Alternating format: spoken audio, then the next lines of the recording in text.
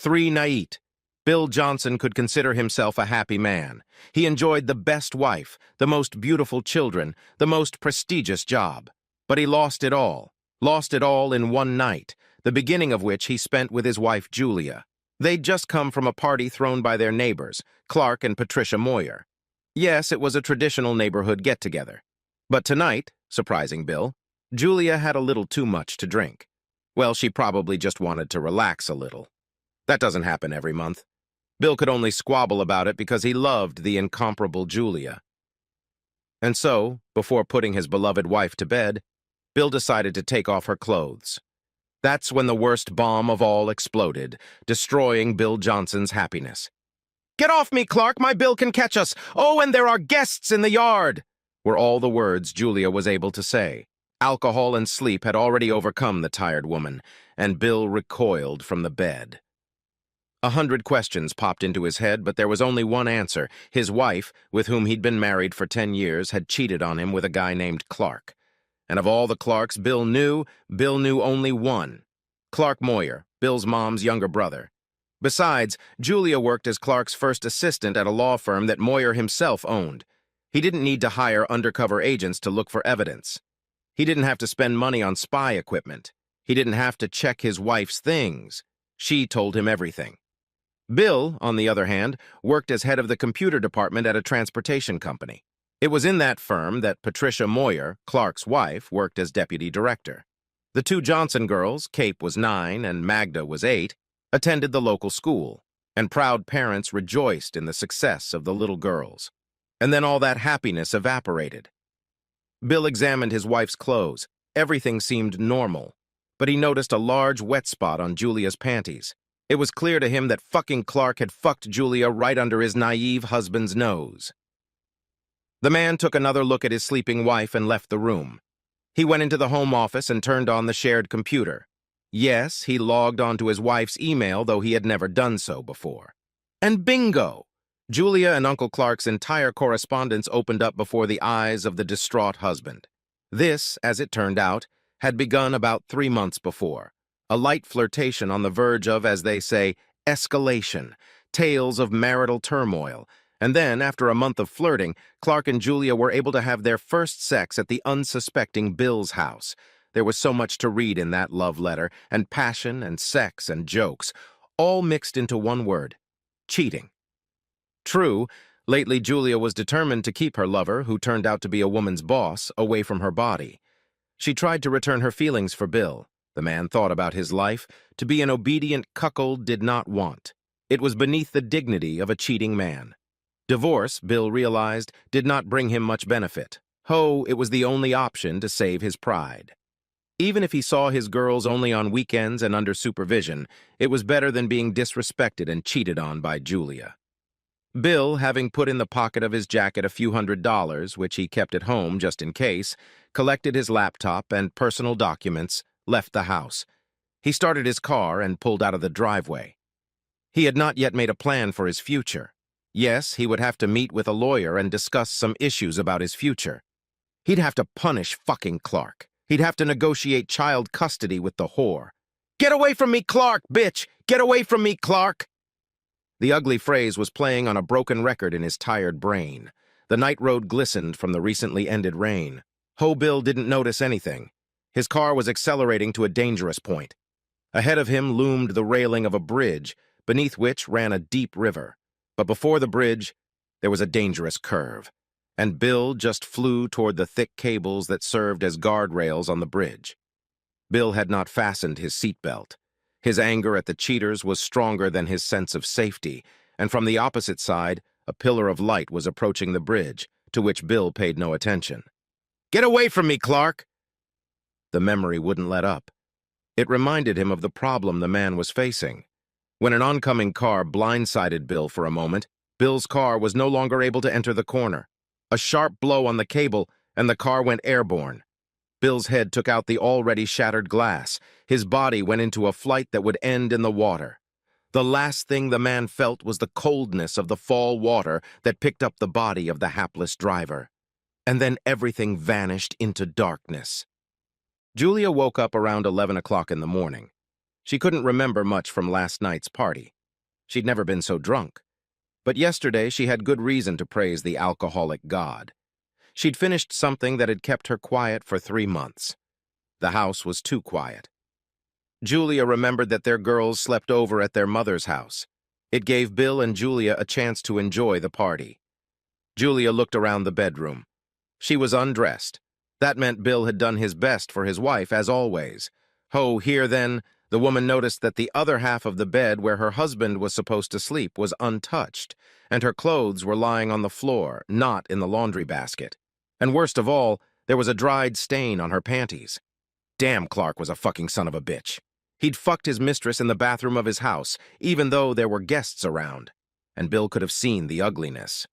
But where's Bill? If he didn't sleep in his own bed, he could have slept in the guest room. He never let Julia go without her morning coffee. That was not the behavior of a loving husband, a husband that Julia had cheated on like a whore, and not just cheating with some man, but with a relative of her husband's. Julia smiled sadly. The sex she'd had with Clark last night had ended that relationship. Now all of Julia's love and respect would be directed toward her husband. He deserved it, and tell Clark to fuck off. After showering and brushing her teeth, Julia threw on a light robe. Today she would show her beloved husband how she could love. Neither in the kitchen nor in the guest room was Bill. He had simply disappeared. So the frightened woman rushed to check the house. Turns out Bill had packed up some personal belongings and left. He just left. But where to and why? That was a question Julia had no answers for. Bill didn't even suspect his wife's secret affair. In fact, he never even hinted at the inadmissibility of continuing the affair. He didn't have any conversations. He just loved his wife. Bill's phone was not answering. The calls went straight to voicemail. Julia began to panic. This had never happened before. Someone rang the doorbell, and a worried Julia ran for the door. But there were 2 cops waiting for her. "Mrs. Johnson, would you look at this, please? Is this your husband's car?" They showed Julia Bill's mangled car, and the numb woman simply nodded her head.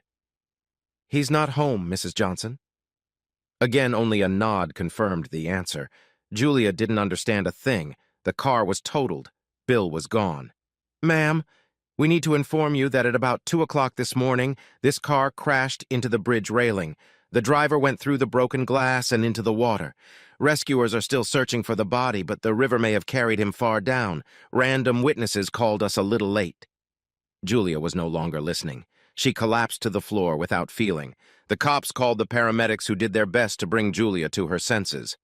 The cops wondered why Bill was speeding out of town at 2 in the morning, but Julia had no answer to that question either. They left her alone.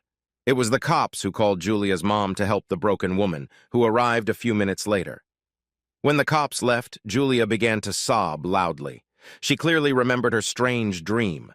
Clark had molested her again, and she had firmly rejected his intentions to fuck her. She remembered her words, which she thought she had only dreamed. "Get off me, Clark!" Now she had to remember if Bill had heard those words, and if he had, what could he have imagined? Would she never see her loving husband again? Had he used the automobile to kill himself? Even her mother, who arrived after some time, could not understand everything that was happening to her daughter. Constant tears, some inarticulate advice to get away. Only the arrival of the girls brought the grief-stricken young woman to her senses. And then the relatives began to arrive. Like Julia's parents, Bill's father and mother came very quickly. They all tried to support the grief-stricken young woman. No one understood Julia's sudden anger when Clark Moyer arrived. But Julia shouted one strange phrase, "Get away from me, Clark," as she chased the man out of the house. The man slowly came to his senses. He remembered the cold that enveloped his body. It was that cold that had saved him from the brutal pain. How he got out of the water, the man didn't remember. He remembered crawling towards the road where cars were rolling down. But who and how picked him up was not fixed in the brain of the victim. He managed to open his eyes only after great effort, and a bright white light sharply struck his eyes.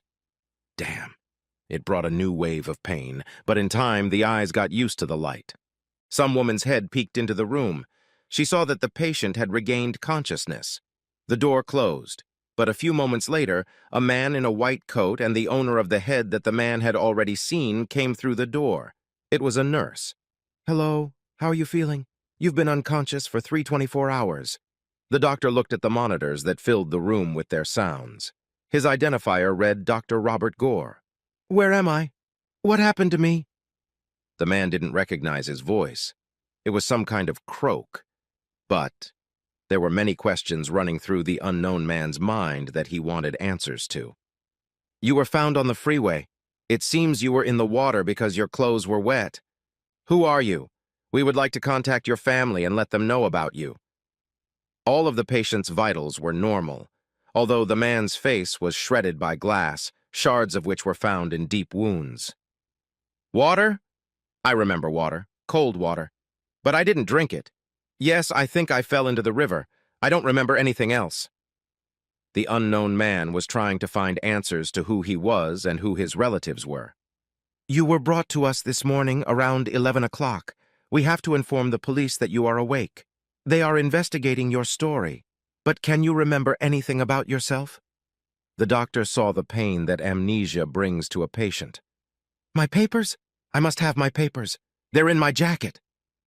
The unknown man tried to rise from his bunk. He fell to the floor, ripping all the wires off his body. The monitors howled frantically, and the nurse, following the doctor's orders, injected a sedative. The patient was returned to his bunk. The instruments were started up again, giving an idea of the man's condition. The second awakening was already easier. Unknown even to himself, the man opened his eyes. He was still in the ward. This bed he remembered. But who was he? Suddenly the strange phrase, "Get off me, Clark," flashed through his mind. Yes, he realized that name meant something to him. Was it his name? Who had said those words to him? A woman. Who is she? Wife? Mistress? No, he had no mistress, he knew that. So he's Clark? A familiar nurse peeked into the room. He seemed to read her first and last name, Rona Elkid. Once again, she ran after the doctor. But now 2 stout guys in uniform entered the room, along with the doctor.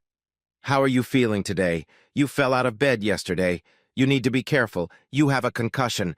Besides, you've been in the water for a long time. These are detectives who want to ask you some questions. But remember, don't be nervous.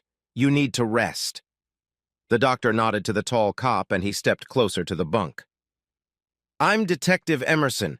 You were found by the side of the road. What do you remember? State your name, please." The cop looked at the man carefully. The rugged face made it impossible to see this guy's true nature. Harry Emerson had seen many wounds like this, and knew that no amount of surgery would ever restore the victim's former appearance. "When I woke up, I remembered the name. It must be mine. Clark. That's what some woman told me. I think it was my wife. She told me, 'Get off me, Clark.' I remember her words. Yeah, my wife said them to me." The boy rejoiced at his memory. He would be found. After all, the wife would be looking for her husband, Clark. "Do you remember your last name, your wife's first name? Did you have children?" And these questions were just too hard. Clark, and now the guy was calling himself that, couldn't say anything. "I only remember those words, but I know I had kids. I don't remember how many, 2 or 3, but I had them. I loved them. Oh, I remembered the senior citizens facility. I think I used to go there a lot. Maybe I worked there. I remember being welcomed there. I don't remember who, but they waited for me there. And I worked with a computer." That was a breakthrough. At least some memory was coming back to Clark. "So, Clark, you remembered a lot of things. I guess we'll get back to you tomorrow. And by the way, you were picked up off the road by the people who run the senior facility. I think it's more than a coincidence. I'll tell you, you're lucky to be alive, and that's what counts. See you tomorrow, Mr. Clark." The detectives left, and the doctor began to examine Clark's wounds. "Well, there, you're on your way to recovery. But we're not letting you go just yet." Dr. Gore smiled at Clark. "My papers. Did you find them?" Clark didn't understand why he wasn't being told anything about the papers. He couldn't have lost them, could he? "No, Mr. Clark, you didn't have any papers. You were dressed in a shirt and pants. You had boots on your feet. We found nothing in your pants pockets." The doctor was honest. Once again, Clark got his shot. Now, however, he was even fed. Some tasteless soup made Clark feel a pleasant heaviness in his stomach. and then an equally pleasant sinking into the sleep that was to bring new memories. In the morning, Clark woke up in a great mood. He had gotten a good night's sleep. He had had pleasant dreams. He even remembered the name Sarah. Yes, that name had to be dear to him, just like the name Magda. Perhaps it was the name of his wife and daughter. And also the names Cynthia and Julia kept running through his mind. Who was this woman? Was she a mistress or was it the mom? We'd have to wait for the detectives to talk about their memories. Ron's nurse entered the room. She smiled at Clark. "Mr. Clark, are you awake yet? I can see you're in a great mood. I'm going to bring you some breakfast now, and you will have visitors today. These are the people who brought you to the hospital. They call us every day and ask how you're feeling." "Thank you, Mrs. Elkid. I'll enjoy seeing them. They saved me. But can you help me get cleaned up? I smell a little foul." Clark felt the blood rush to his cheeks. He would be too self-conscious. And Rona, calling another nurse she called Donna for help, helped Clark into a light shower. It was in the bathroom that Clark first saw himself in the mirror. The ugly scars that marred his face were a reminder of the boy's recent tragedy. Yeah, he couldn't remember himself, but the word lucky that Detective Emerson had used flashed through his mind. And then it was time to meet the visitors. Rona led a middle-aged woman into the room, with a little girl of about 5 walking beside her. Clark felt his heart quicken. This must be what his daughter, whom he so far couldn't remember, looked like. "Hello, Clark. I'm Emma Robertson. This is my daughter Clarissa. I brought you to the hospital." The woman could see the terrible scars that marred the man's face. "Hello, Mrs. Robertson. Hello, Miss Robertson. I'm glad to see you. And I'm grateful to you, Mrs. Robertson, for being the first person to find me." Clark sounded sincere. "I'm glad you're doing well, Clark. I've been told that you've been working at the senior home, and if you'd like, I'll even give you a tour of a similar facility later. I'm the director of a similar center in our county. You'll even be able to compare the work of your facility and mine." Emma tried to bring the boy to a new level of memories. The visitors left after half an hour. Yes, Clark was glad his guests had promised to come back to his place tomorrow, especially little Clarissa, who didn't seem at all intimidated by Clark's scary face. Afterwards, there was a checkup from Dr. Gore, who had heard about Clark's new memories. "Oh, Clark, you remembered those names? You'll have to report them to the detectives. It might give them a new lead in finding your relatives." The doctor was pleased with Clark's condition. The boy was on the mend. "Clark, our management is looking to get money for your treatment at the hospital. You see, we don't have your health insurance, and your memories will allow us to continue your treatment." "I understand, Dr. Gore. I want to remember myself. I think the detectives will help me do that. I don't know everything about my past life yet, but I've already remembered a lot." Clark realized that the money question was bound to come up, but he was hoping for help from the police. After all, his brain hadn't revealed everything yet. Several days passed in a vain search for answers as to who Clark was. Detectives had found no information about Clark who might have worked at the nursing home, nor were there any reports from women with the names Sarah, Magda, Julia, and Cynthia on Clark's missing husband, brother, fiancé, lover, son. The case had stalled.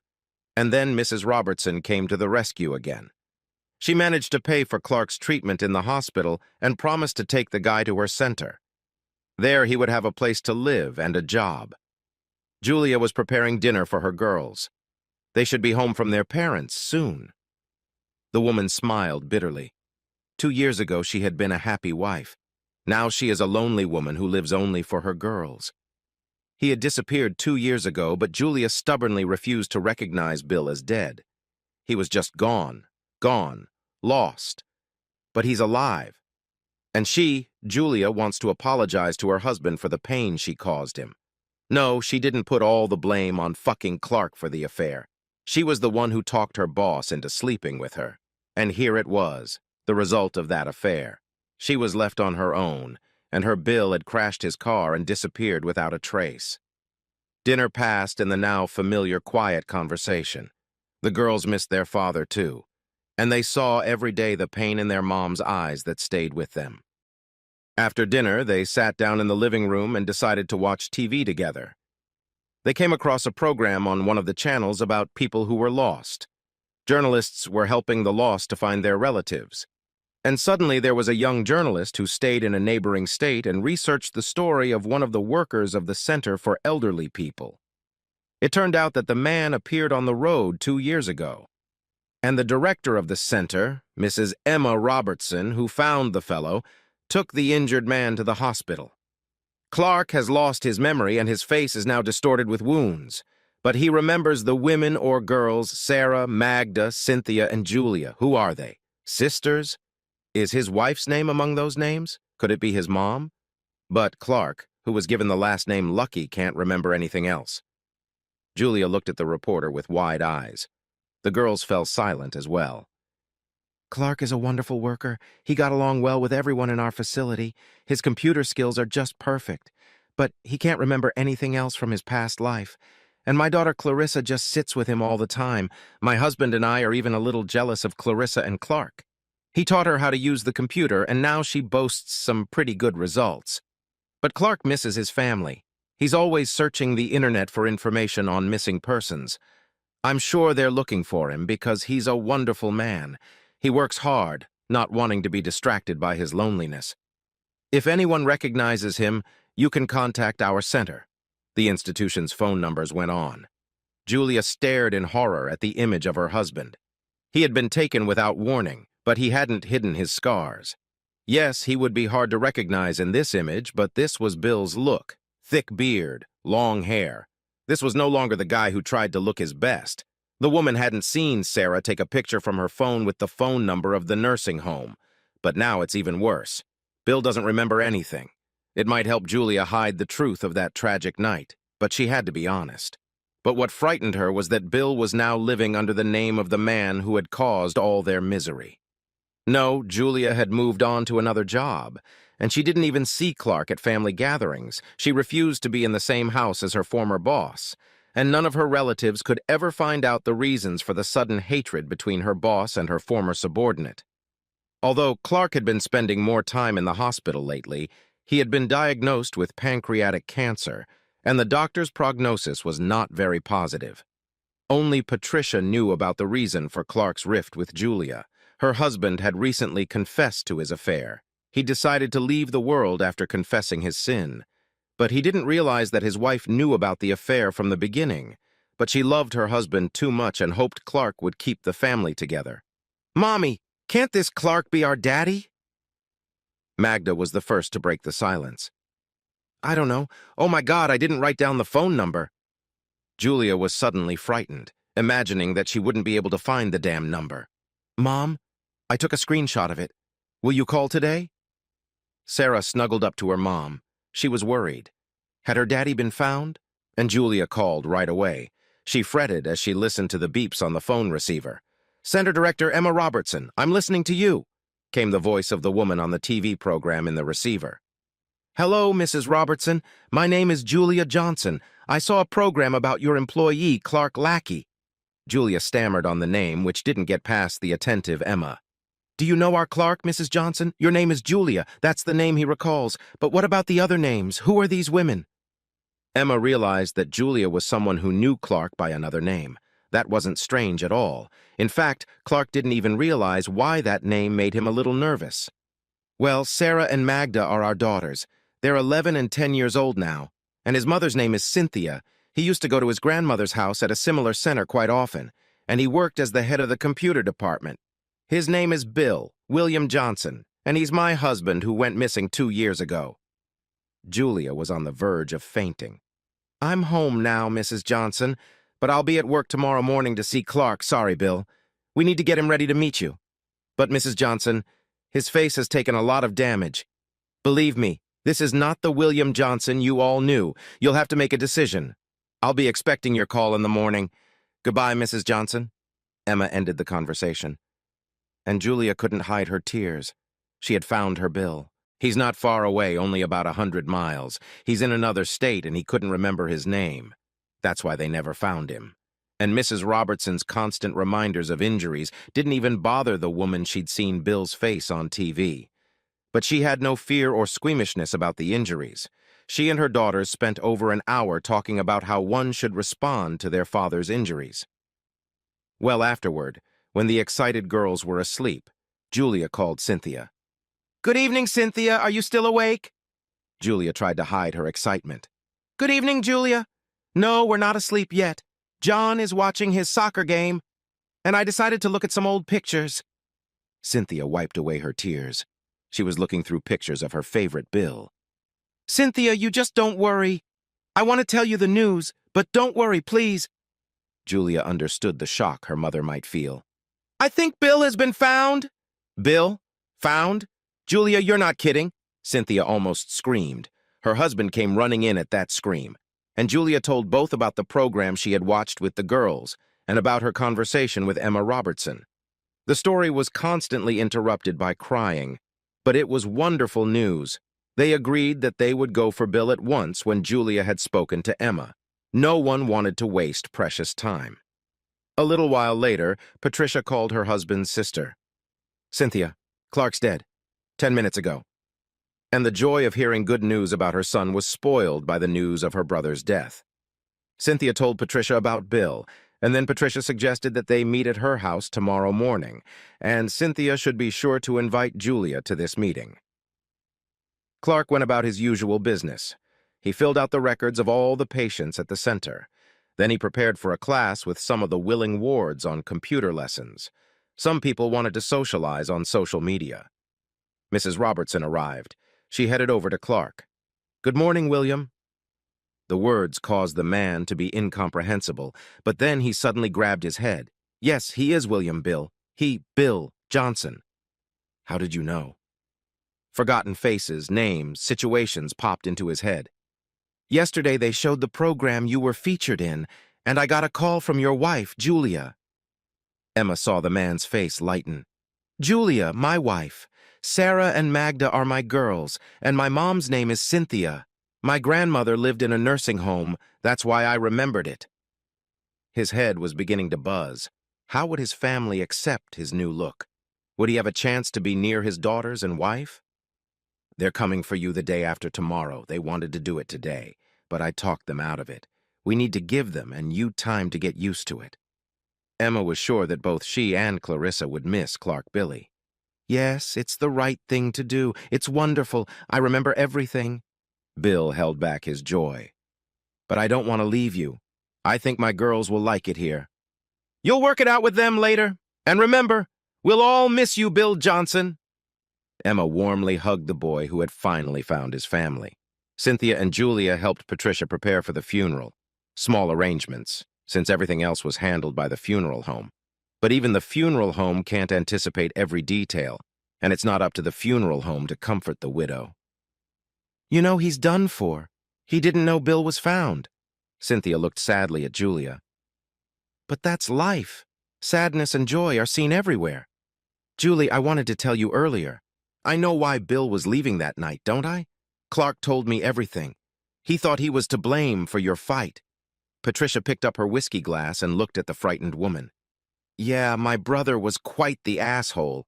He had a knack for talking women down. You didn't know it, but it's not like he forced you." Cynthia appeared to be aware of the situation as well. "We're all guilty before Bill. I noticed right away that you were uncomfortable talking to your boss, but it was too late. I wanted to stop, but he wanted to have sex with me right at the party." Julia didn't know what was in store for her. Condemnation, anger, ostracism. "So I had a drink, and then Bill found out about it. I think I told him in my sleep to get Clark off my back." "What are we supposed to do now? If you don't tell Bill about your relationship with Clark, he may never remember. But he may have already remembered." Patricia realized the difficult dilemma that awaited them. "I won't lie to him. For 2 years, I've wanted to ask his forgiveness. Let him send me away. Let him divorce me, but I won't hide anything. He's alive, and that's all that matters to me." Julia didn't touch her drink. "Yes, dear, you're not to be envied now. You always thought my boy was alive. You didn't even want to pronounce him dead when the police offered to do it, but you screwed up more than anyone, not counting Clark." Cynthia smiled sadly at Julia. "I know, and I'll take anything from Bill. I won't blame him for our breakup. We're going after him the day after tomorrow. His boss informed me this morning that he took the message about us perfectly well. He remembered a lot of things. I think I should be honest with him." Julia realized that meeting her husband could cause a huge fight. They still sat for about an hour, considering the possibilities of not breaking up the family, but to be sure, they needed to see Bill. Joy reigned supreme in the center that day. Bill's, everyone was already used to the boy's new name, relatives were due to visit today. Even Clarissa was smiling, although even yesterday she didn't want to lose her best friend Clark. Around 11 o'clock in the morning, 2 cars arrived at the gates of the establishment. Emma and Clarissa went to greet the guests. Bill was nervous and remained standing on the front steps of the establishment. "Hello, Mrs. Johnson. It's good to see you. Meet my daughter, Clarissa." Emma could see the excitement in the eyes of the arrivals. Behind Julia, and Emma knew immediately who was who, stood Bill's father and mother. And standing next to his mom were 2 girls. "You can just call me Julia. These are Bill and I's daughters, Sarah and Magda, and these are Bill's parents, Cynthia and John." Julia tried to contain her fear. "It's good to see you. Bill is a little worried, but he's expecting you. As are all of our residents. We're like a family here." Emma smiled warmly at the arrivals and turned and walked towards the house. And there it was, the meeting after 2 years of forced separation. Sarah and Magda were the first to fall into Papa's arms. They were ahead of Mom and Grandma and Grandpa. Everyone was crying and laughing. Even the older residents of the center came up to the guests and got acquainted with them. And then lunch was held in the facility's dining room. Again, Julia saw how Bill was treated by these people. Even Clarissa's sadness was clearly visible. Then Bill led the family to his small house where he lived. The small 2-story structure looked like a fairy tale cabin. Cynthia and her husband decided to take the girls, giving Julia and Bill a chance to be on their own. "You've lost weight, and it looks good on you, and our girls have grown so much." Bill looked at his wife carefully. "Well, you haven't put on any extra weight either. You know, I have a confession to make to you, and I realize that my confession could cost me my marriage to you. But I've lived with this pain for 2 years. I don't know how to explain it, but your Uncle Clark and I had a relationship, and you noticed that. Yes, I'm sorry to you, and I want to apologize to you." Julia wiped the tears that were pouring from her eyes. "Well, I remembered that too, and remembered the anger that led me down that road.